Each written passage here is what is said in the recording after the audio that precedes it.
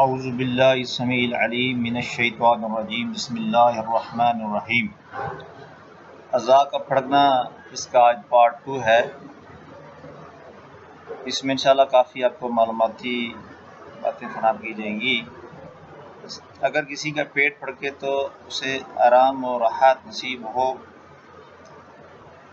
اور اگر اسی طرح کسی حاملہ عورت کی پنڈلی پھڑکے تو یہ بیٹا پیدا ہونے کی نشانی ہے۔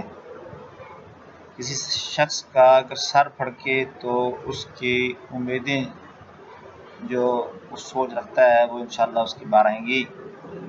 دایاں شانہ اگر پھڑکے تو یہ ٹھیک تصور نہیں کیا جاتا۔ دایاں پستان پھڑکے تو پریشانی ہو سکتی ہے، اور اسی طرح اگر بایاں پستان پھڑکے تو اولاد نرینہ کی خوشی انشاءاللہ مل سکتی ہے۔ دایاں پہلو پھڑکے تو مال میں کسی چیز میں نقصان ہو سکتا ہے، اور اگر بایاں پہلو پھڑکے تو اسے سفر درپیش ہو سکتا ہے۔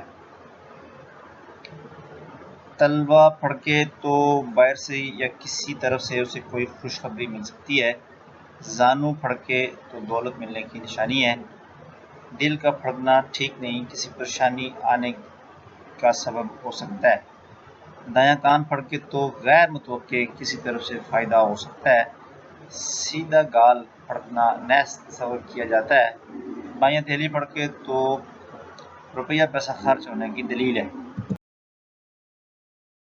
زیریں لب یعنی نیچے کا ہونٹ اگر پھڑکے تو کوئی بھی کھوئی ہوئی چیز، گم ہوئی چیز مل سکتی ہے، یا کسی بھی پرانے دوست سے ملاقات ہو سکتی ہے۔ پلیز اگر آپ کو ہماری یہ ویڈیو اچھی لگے تو ہمارے اس چینل کو ضرور سبسکرائب کریں، اس ویڈیو کو لائک اور دوستوں کے ساتھ شیئر کریں۔ بہت بہت شکریہ۔ اللہ حافظ۔